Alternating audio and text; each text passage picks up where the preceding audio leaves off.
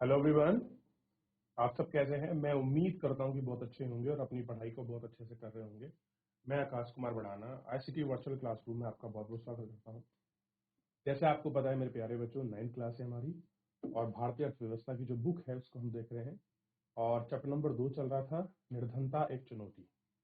तो कल हम लोग इसमें पढ़ चुके थे कि भारत में कितनी गरीबी है, ये हम लोग आपका देख चुके थे और इसमें शहरी और ग्रामीण दोनों क्षेत्र में हमने देखा था। और अंतर राज्य यानी कि स्टेट का अगर हम आपस में कंपेयर करें, यानी कि एक राज्य का दूसरे राज्य से, तो वहां पर गरीबी कितनी बनी हुई थी, हम इसको बेसिकली अंतर करते हैं।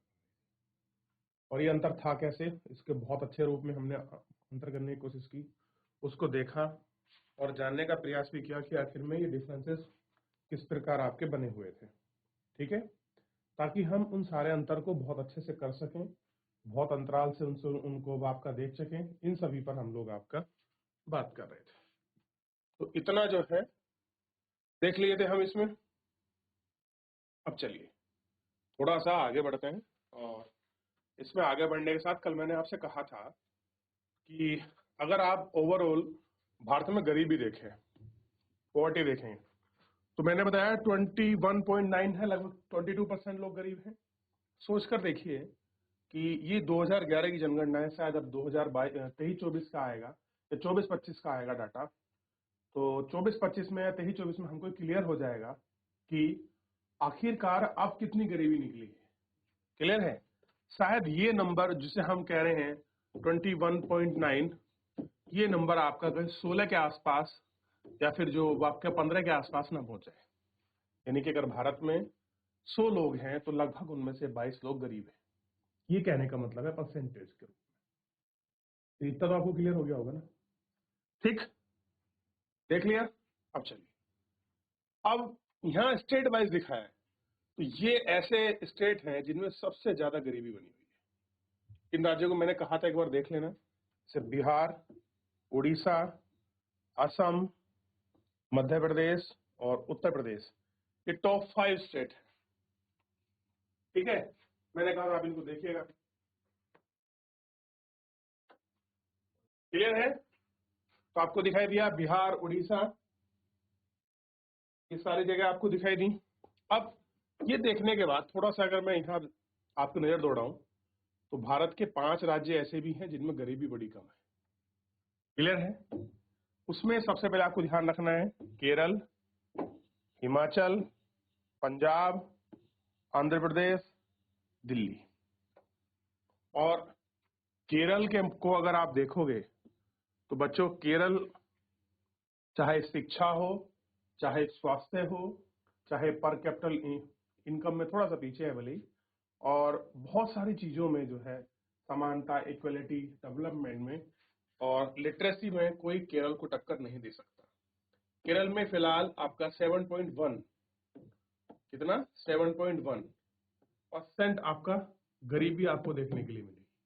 यानी कि 100 लोगों में से मात्र 7 लोग गरीब हैं जिन्हें अपना खाने पीने में या दैनिक उपभोग आजीविका के लिए पैसों में उनको दिक्कत या किल्लत महसूस होती है।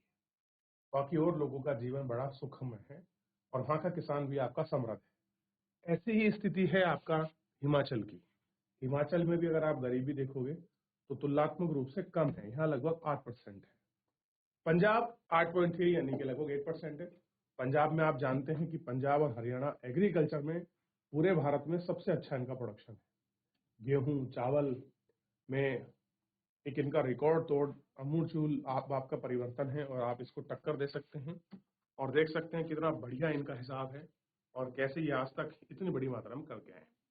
तो हमको स्टेट वाइज भी देखना पड़ेगा और हमसे ये समझ आ रहा है कि भैया सरकार की नीतियां, राज्य के क्रियान्वयन, आपकी पॉलिसी कहीं ना कहीं जिम्मेदार है गरीबी के लिए भी, क्योंकि एक राज्य केरल है, एक राज्य बिहार है। अब इन दोनों को समान बजट आता है, समान आपका जो सेंटर है एक समान ट्रीटमेंट करता है, लेकिन फिर भी वहां पर गरीबी जो है वो निरंतर आपका बनी हुई है। ये सारी चीजों को थोड़ा सा हमको देखना था।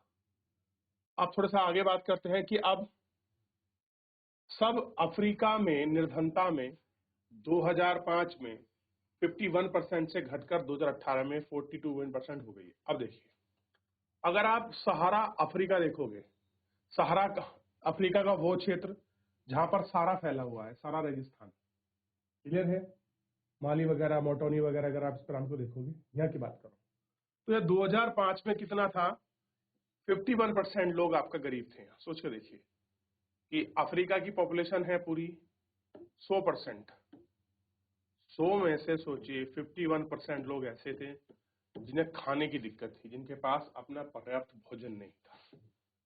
कितना, 51%। और यही 2018 की मैं बात करूं तो कितना हो गया था, 100 में से आपका 40.2%। आप देखिए 2005-2018 में भी कोई कितना खास परिवर्तन नहीं हो पाया। यहाँ अच्छी खासी पॉपुलेशन गरीब बनी हुई है। आपको पता है अफ्रीका वफ्रीका में अगर आप लोग जाओगे तो वहाँ क्या है कि समुद्री लुटेरे बहुत है, वो आपको लूट लेंगे। और ये इनकी गरीबी होना ही और इनका इस तरह की घटना होने की वजह से ही क्या होता है, जो देशों में जो आपके इन्वेस्टमेंट होता है, जो निवेश है, जो विदेशी कंपनियां किसी दूसरे देश में जाकर कोई फैक्ट्री, कोई कंपनी, कोई सर्विस, होटल सेक्टर वगैरह आपके डेवलप करती हैं, वो नहीं कर पाती, क्योंकि यहाँ क्या वो लोग क्या फील करते हैं कि हम लोग सेफ नहीं है। और अनसेफ होने की वजह से ही यहाँ पर क्या है, जो जो आपका इन्वेस्टमेंट है वो नहीं पहुंच पाता। इन्वेस्ट नहीं पहुंचता तो बेसिक इंफ्रास्ट्रक्चर डेवलप नहीं होता, स्कूल कॉलेज हॉस्पिटल नहीं बन पाते, लोगों को एजुकेशन में प्रॉब्लम है, एजुकेशन प्रॉब्लम है तो लोग आपका रिसोर्सेज कैसे बनेंगे, और रिसोर्सेज नहीं बनेंगे तो फिर देश का ग्रोथ और डेवलपमेंट कहाँ से। क्लियर हुआ? तो सब कुछ एक दूसरे से सह संबंध है, एक दूसरे से कोऑपरेटिव है, एक दूसरे से प्रत्यक्ष रूप से जुड़े हुए हैं। आपको देखना होगा 2005 में कितना था, 51%, और 2018 में कितना है, 14.2%। लैटिन अमेरिका में निर्धनता अनुपात यही रहा है। यहाँ निर्धनता रेखा से 2005 में 10% से गिरकर 2018 में 4% आ गया। अगर आप लोग लैटिन अमेरिका को देखोगे, क्लियर है, क्यूबा वगैरह, मेक्सिको वगैरह, ये जो आपकी जो कंट्री है, यहाँ की अगर आप देखोगे पॉपुलेशन तो यहाँ 2005 में कितने परसेंट लोग गरीब थे, मात्र 10%। लेकिन 2018 में कितने हो गए आपका, 4%, और अब चल रहा है 24, तो मुश्किल से 3% लोग गरीब बचे होंगे। तो ऐसे कह सकते हैं कि ये लोग ऐसी कौन सी पॉलिसी अपना रहे हैं जो इनके यहाँ गरीबी निर्धन रेखा बड़ी कम है। क्लियर है? और जगह बहुत ज्यादा बनी हुई है, कुछ तो रीजन होगा ना जो इतना कुछ बना हुआ है। कह रहे कि जैसे रूस जैसे पूर्व समाजवाद देशों में भी निर्धनता पुनः प्राप्त हो गई, यानी कि दोबारा गरीबी बन गई है। जहां पहले आधिकारिक रूप से कोई निर्धन नहीं था, लेकिन तालिका 3.2 में निर्धनता रेखा में $1.9 प्रतिदिन से नीचे की जनसंख्या के परिभाषित के रूप में देश में निर्धनों की रहने वाले लोगों की संख्या में अनुपात को दर्शाता है। जैसे हमने पढ़ा है, वर्ल्ड बैंक क्या कह रही थी कि अगर किसी देश का कोई व्यक्ति $1.9 पर डे से अगर आपका नीचे खर्च करा तो हम क्या कहेंगे, वो गरीब पॉपुलेशन है। तो कह रहे हैं कि रूस में पहले कोई गरीब नहीं था, लेकिन इस वाली अवधारणा से जब से आपके वर्ल्ड बैंक ने दी है तो पता लग रहा है कि भैया रूस में भी आपकी गरीबी बढ़ रही है, सूबेत रूस में। क्लियर है? विभिन्न देशों में निर्धनता के नीचे रहने वाले लोगों का अनुपात दर्शाता है कि संयुक्त राष्ट्र के नाते सतत विकास के लक्ष्य को 2023 तक सभी प्रकार की गरीबी को खत्म करने का प्रयास करेगा। कैसा करेगा? सभी को हर प्रकार की जो गरीबी है उसको खत्म करने का प्रयास करेगा। कौन? संयुक्त राष्ट्र के नए कार्यक्रम है। देखिए इन्होंने एक नीति रखी है 2030 या 2070 तक, मुझे कंफर्म नहीं है, जहां तक मुझे 2030 तक जीरो हंगर इंडेक्स का इन्होंने वो रखा है कॉन्सेप्ट कि 2030 तक हम मतलब पूरे विश्व में आपका गरीबी को जो है हम लोग मिटा देंगे। गरीबी का मतलब है बेसिकली भूखमरी से हम लोग आपका मिटा देंगे, ऐसा इन्होंने कहा है। ठीक, अब देखिए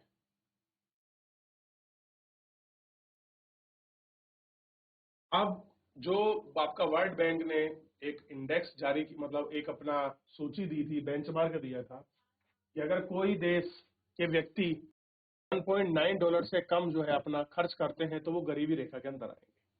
अब ऐसे में पहला देखिए नाइजर, अफ्रीका की कंट्री है नाइजर में ऐसे लगभग 39.1% लोग हैं 2018 के मुताबिक जो आपका $1.9 से भी कम पैसा खर्च कर पाते हैं।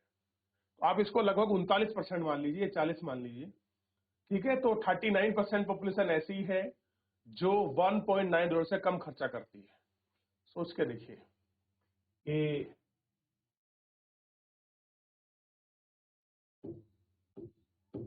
60.9% तो पॉपुलेशन ऐसी जिसे खाने पीने में कोई दिक्कत नहीं है, लेकिन ये पॉपुलेशन ऐसी जो अपनी आजीविका के लिए लड़ रही है। कहाँ? नाइजर में। दूसरे नंबर पर है बांग्लादेश, हमारा पड़ोसी देश है, ठीक है। और ये कितना है यहाँ? 14%। तो कोई खास गरीबी 14% 2016 के मुताबिक जितना जल्दी बना हुआ कंट्री है, 1972 में बना है, तो उसके हिसाब से तो इसकी गरीबी बहुत सही है, बहुत कम है, क्योंकि यहाँ 14.3% लोग गरीब है, ठीक है। और इसके बाद देखिए भारत कितना है? 22.25 2011 के मुताबिक। पाकिस्तान में देखिए 4.4। लेकिन यहां मुझे थोड़ा सा समझ नहीं आता डाटा कि ये कह रहे हैं पाकिस्तान में 4.4 है, आज की तारीख में पाकिस्तान में इतने बुरे आलम है कि वहां लोगों के पास खाने को नहीं है, वहां के लगभग 80% पॉपुलेशन गरीब हो रखी है। फिर भी ये डाटा हमारा 2018 का है, ये 2023-24 चल रहा है, तो शायद इस परिप्रेक्ष्य में चेंज हो सकता है। तो देखिए चाइना में, देखिए चाइना में कितना कम है। चाइना में 0.5% लोग गरीब हैं, यानी कि आधा % पॉपुलेशन गरीब है मात्र। देख लिया वहां पर कितने कम गरीबी बनी हुई है, यहां तक क्लियर? तो कोई डाउट, कोई क्वेरी? 20, 40, 60, 80, 100, 120, 140। 2005 10 से 13, 13 से 15, 15 से 19। लैटिन अमेरिका, दक्षिण अमेरिका, लैटिन अमेरिका, सब सहारा, पूर्वी अफ्रीका और प्रशांत और चाइना। यहाँ आपको जीवन यापन करने वाले लोग और उनके अनुसार ग्रोथ के हिसाब से आपको ये डायग्राम देखिए।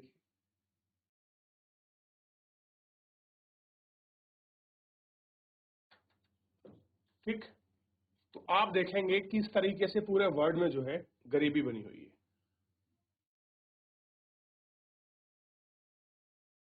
अभी निर्धनों की संख्या दिखाई है, कैसे कुछ संख्या करके है 2015 से बीच में कुछ अनुमान है कि कुछ कम हो। पहले देखिए कितनी ज्यादा गरीबी थी। ऊपर की तरफ जितना ग्राफ आपका ऊपर है, ये आपका क्या दिखा रहा है? आपका पॉपुलेशन को दिखा रहा है कि कितनी बड़ी जनसंख्या जो है यहाँ गरीब है और कितनी बड़ी ये सन के रूप में दिखा रहा है। तो कह रहे हैं कि 2000 अगर आप लोग 1990 के आसपास देखो तो अब ग्राफ दिखाई देगा, लेकिन धीरे धीरे ये क्या होता चला गया? छोटा, यानी कि कर्व आपका पतला होता चला गया है। तो हम कह सकते हैं कि धीरे धीरे क्या हो रहा है, सभी देशों में क्या आ रहा है, गरीबी में आपका निरंतर कमी आ रही। और कह रहे हैं कि 2030 तक ये गरीबी काफी आपका कम हो जाएगी। जैसे यूएनओ ने भी क्या लक्ष्य रखा है? जीरो हंगर इंडेक्स का लक्ष्य रखा है कि हम क्या कर लेंगे, ध्यान रखिए, 2030 तक हम भूखमरी को पूरी तरह से समाप्त कर देंगे। उन्होंने ऐसी घोषणा की है कि 2030 तक हम पूरी तरह से इसको समाप्त कर देंगे। अब ये तो हमने पढ़ा कि गरीबी बनी हुई है, कैसे गरीबी है, भारत की क्या स्थिति है, पड़ोसी देशों की क्या स्थिति है, आपस में राज्यों की क्या कंडीशन है गरीबी की, ये सारी चीजें हमने पढ़ी। उन कारणों को देखेंगे। सबसे पहले ध्यान दीजिए गरीबी क्यों है। अगर मान लीजिए अगर आपने चैप्टर को अच्छे से पढ़ा है, मैं आपसे कोई क्वेश्चन दूं तो बच्चों आप उससे बहुत आसानी से कर सकते हैं। लेकिन जितना आप इसको आसान समझ रहे हैं ना टॉपिक को कि बस आपका गरीबी दी गई है मैं इसको पढ़ लूंगा, तो आप बस पढ़ लेंगे लेकिन कभी पूरे जीवन समझ नहीं आएगी। हमको है मेन समझना कि आखिर में गरीबी है क्यों, क्लियर है, बनी हुई कैसे है, क्या इसके कॉजेज है, इफेक्ट क्या है, सरकार क्यों इतना काम कर रही है। आप देख रहे हैं सरकार सबको राशन, जो गरीब लोगों उनको आपका राशन मुफ्त में दे रही है, क्लियर है, पोषण युक्त खाना चला रही है, आंगनबाड़ी में बच्चों को खाना मिल रहा है, दूध मिल रहा है, स्कूल में आपका मिड डे मील की सुविधा है। सरकार इतना सारा पैसा खर्च कर रही है गरीबी को दूर करने के लिए, कितनी आजीविका के लिए काम कर रही है। ये सारे मुद्दों को समझना पड़ेगा। आप अगर से चैप्टर को बस इस तरह से स्किप करके निकल जाओगे कुछ भी नहीं मिलेगा। लिटरली आपने एक कहानी पढ़ी, इमला की तरह पढ़ी आपने चीजों को और आगे बढ़े। चलिए ध्यान दीजिए, भारत में व्यापक निर्धनता के अनेक कारण हैं। कह रहे जो भारत में व्यापक मतलब होता है बहुत बड़े स्तर पर जो आपकी गरीबी बनी हुई है। कैसे हैं? इसके अनेक कारण हैं। एक ऐतिहासिक कारण ब्रिटिश उपनिवेश शासन के दौरान आर्थिक विकास का निम्न स्तर है। कह रहा है कि एक कारण क्या है? जब हमारे यहाँ अंग्रेजी शासन था, उन्होंने जो प्रशासन किया उसके दौरान जो हमारे अर्थ विकास है उसका स्तर बहुत लो था। यानी कि हमारे यहाँ अंग्रेजों के समय में कोई डेवलपमेंट नहीं हो पाया और एक बहुत बड़ी गरीबी हमारे यहाँ बन गई। तो पहला कारण क्या समझ आया कि ब्रिटिशों ने, जो अंग्रेजों ने हमारे यहाँ जिस तरह का शासन प्रशासन किया, नीति अपनाई, उस तरह से गरीबी फैल गई। कैसे फैली? जमींदारी व्यवस्था, रैयतवाड़ी व्यवस्था, महालवाड़ी व्यवस्था, औद्योगिकों का आपका नष्ट होना, विदेशी वस्तुओं का भारतीय बाजार में बिकना, भारतीय हस्तकला और परंपरा कलाओं का विनाश होना, लोगों का आजीवन नीचे स्तर तक आपका गिर जाना, ये सारे कारण थे औपनिवेशिक शासन के दौरान।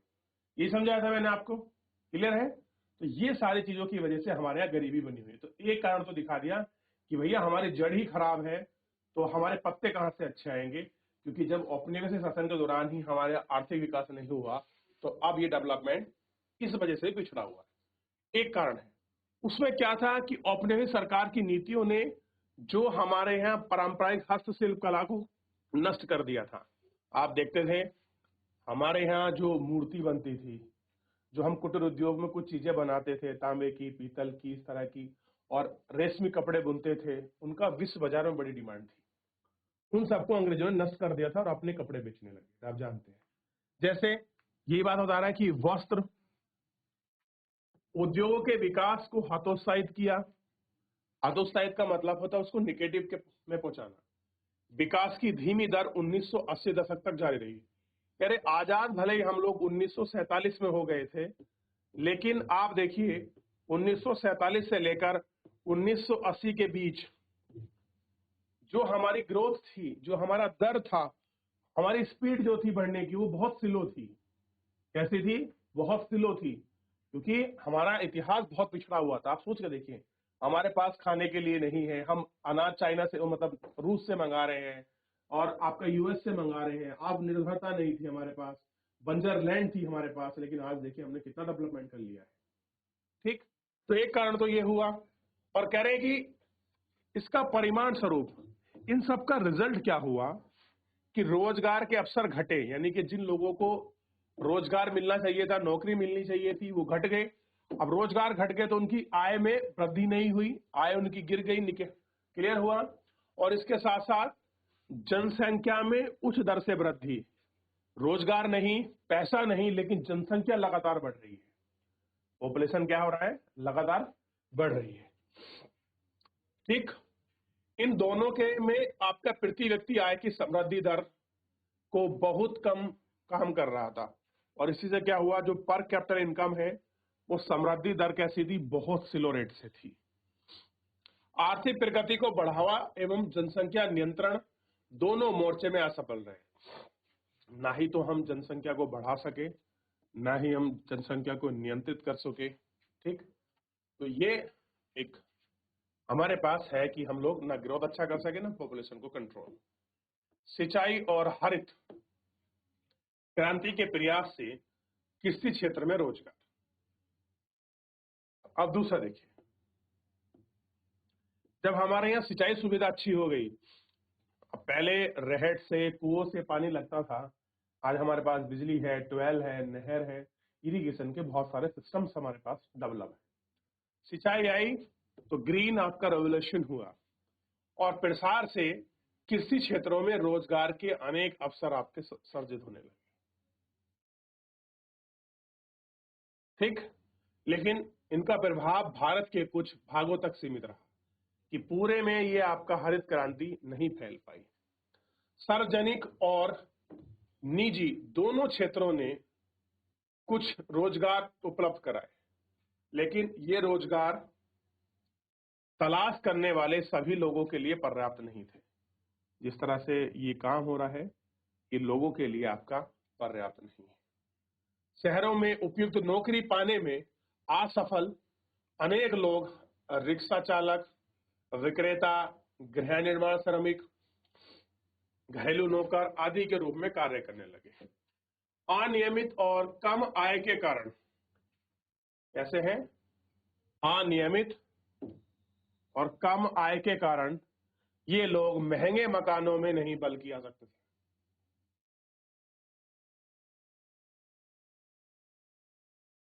ये लोग महंगे मकानों में नहीं रह सकते थे। वे शहर के बाहर झुग्गियों में रहने लगे और निर्धनों की समस्या जो मुख्य रूप से ग्रामीण परिघटना थी वो नगर क्षेत्र में बन गई। अब गांव में रोजगार नहीं मिला, क्यों? अब देखिए दूसरा कारण क्या हुआ गरीबी का। सिंचाई थी, हरित क्रांति आ गई, लेकिन सब लोगों को उसमें लाभ नहीं मिला, कुछ लोगों को ही मिला। अब जो गांव में गरीब थे वो शहर की तलाश में कहाँ आ गए, शहरों की तरफ। अब रहने के लिए कोई घर नहीं, पैसा नहीं, तो किराए पे कमरा कहाँ से ले, झुग्गी बनाकर रहने लग गए।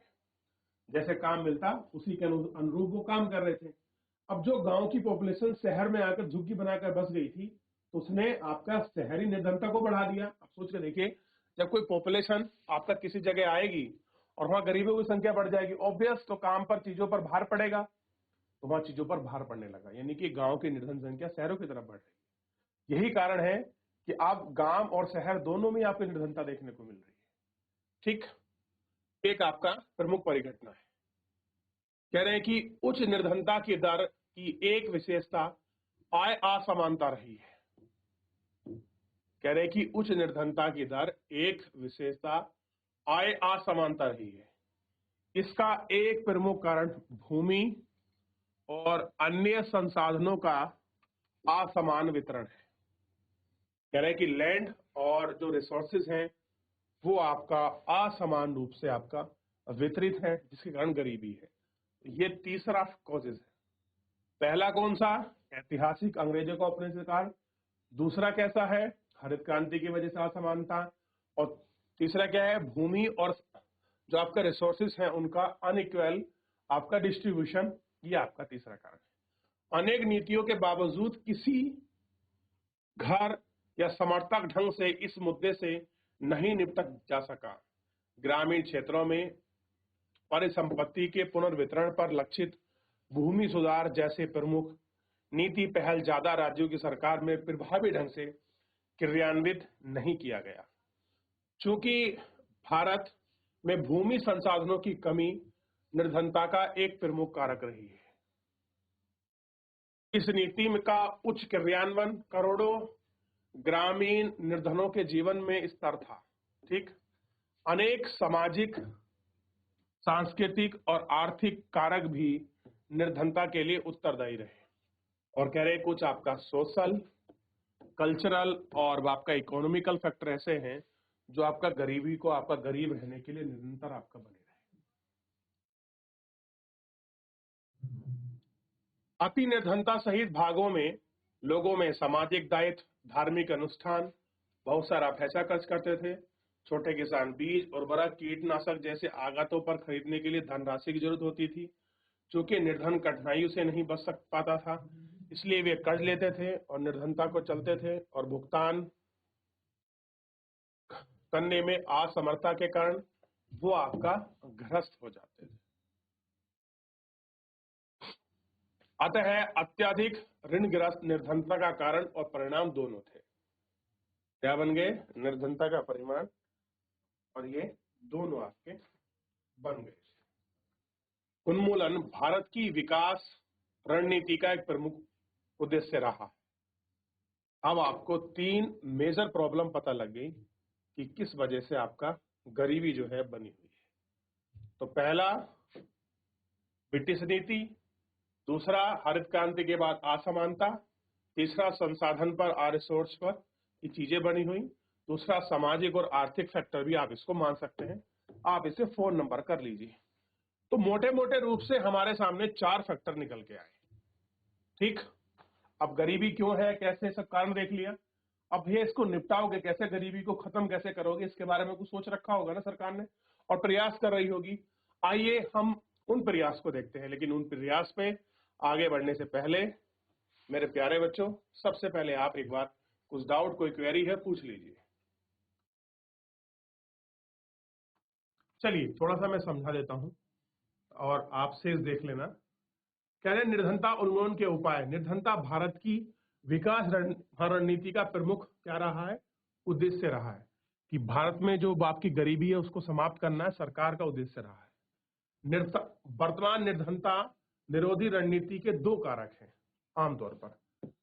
आर्थिक समृद्धि को प्रोत्साहन करना यानी कि इकोनॉमिकल ग्रोथ को बढ़ाना, और आपका लक्षित निर्धनता निरोधी कार्यक्रम चलाना, यानी कि हमारी इकोनॉमी जो हमारी अर्थव्यवस्था है, आर्थिक समृद्धि वो बढ़े, और शायद जो हमारा गरीब है हम उनको लक्षित करें और गरीबी को बंद करने के लिए, खत्म करने के लिए जो हो सकता है वो बैरियर हम लगाएं, वो हेल्प करें।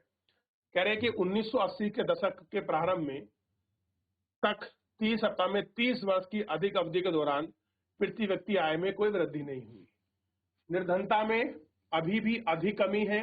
1950 के दशक के आरंभ में 45% थी, 1980 में अभी बना रहा। 80 के दशक के बाद आर्थिक समृद्धि दर में सबसे अधिक हो गई। 1970 के दशक में करीबन आपका 3.5 थी। 1990 में 6% हो गई। विकास की दर बढ़ती रही, गरीबी को कम करने की महत्वपूर्ण भूमिका निभाई। अब आप सोच के देखिए, 70 में कितनी थी, 3.5, 80 और 90 के बीच 6 हो गई, निरंतर बढ़ रही है। इसलिए स्पष्ट कहा जा रहा है कि आर्थिक समृद्धि और निर्धनता उन्मूलन के बीच एक घनिष्ठ संबंध है। आर्थिक अवसरों का व्यापक बनी रही और मानव विकास में निवेश की आवश्यकता, शिक्षा में अधिक विफलता, ये सारी चीजें आपका रही। इन परिसंपत्तियों में निर्धनता निरोधी कार्यक्रम जो है स्पष्ट आवश्यकता है, और ऐसी परियोजनाएं हैं जिनको प्रत्यक्ष या परोक्ष रूप से निर्धनता को कम करने के लिए बनाया गया है। उनमें से कुछ निर्धनता आवश्यक है। महात्मा गांधी गारंटी रोजगार अधिनियम 2005 गरीबी को ही कम करने के लिए पहला उपाय, मतलब बहुत अच्छा किया गया था। मनरेगा 2005 में आया था। इसका उद्देश्य क्या था, ग्रामीण क्षेत्रों में आजीविका को सुरक्षित करने के लिए हर घर से कम एक व्यक्ति को 100 दिन के लिए रोजगार उपलब्ध कराना है। ऐसा है, 100 दिन के लिए रोजगार उपलब्ध कराना है, ये हमको देखना है। इस स्कीम के अंतर्गत 4.78 करोड़ परिवार को 220 करोड़ रुपए प्रति व्यक्ति रोजगार उपलब्ध कराना, ठीक है, और ये समृद्धि वगैरह। फिर उसके बाद मैं आपको बताऊं, ये हो गया लक्ष्य। फिर उसके बाद क्या हुआ, फिर उसके बाद एक कोष बनाया गया, इसका नाम था राष्ट्रीय ग्रामीण गारंटी कोष, ठीक, इसमें आवेदन कर सकते हैं। फिर सरकार ने योजना चलाई 2004 में, काम के बदले अनाज, ठीक, ताकि काम करें और खाने के लिए अनाज लें, ठीक है। फिर उसके बाद 1993 में एक योजना थी प्रधानमंत्री रोजगार योजना, फिर रोजगार सृजन, ठीक है, और प्राथमिक चीजों पर ध्यान देना। फिर उसके बाद चली प्रधानमंत्री ग्राम स्वराज योजना 1999 में। रोजगार योजना कब थी आपका, 95 में, और प्रधानमंत्री योजना 93 में, योजना 93 और स्वरोजगार 99 में, ठीक है। प्रधानमंत्री ग्रामोदय योजना 2000 में आरंभ की गई थी, ठीक। ये सारे वो है जिनमें आपका गरीबी को कम करने के लिए चलाया गया था। और लास्ट में चलाई अंत्योदय अन्न योजना, वेरी इंपॉर्टेंट है, और आपको खुद देखना है किसने चलाई है, इसको आप करना है। अब हमारे सामने क्या है, भावी चुनौतियां हैं, और आप इस भावी चुनौती को कैसे देखते हैं, कैसे हम गरीबी को कम कर सकते हैं, किन किन चीजों पर जोर देना चाहिए, इन सभी को एक बार आप घर से देख लेंगे मोटा मोटा, ठीक है। बाकी पूरा चैप्टर कंक्लूजन में देख लिए, पढ़ लीजिए। आज के लिए फिलहाल इतना ही, धन्यवाद।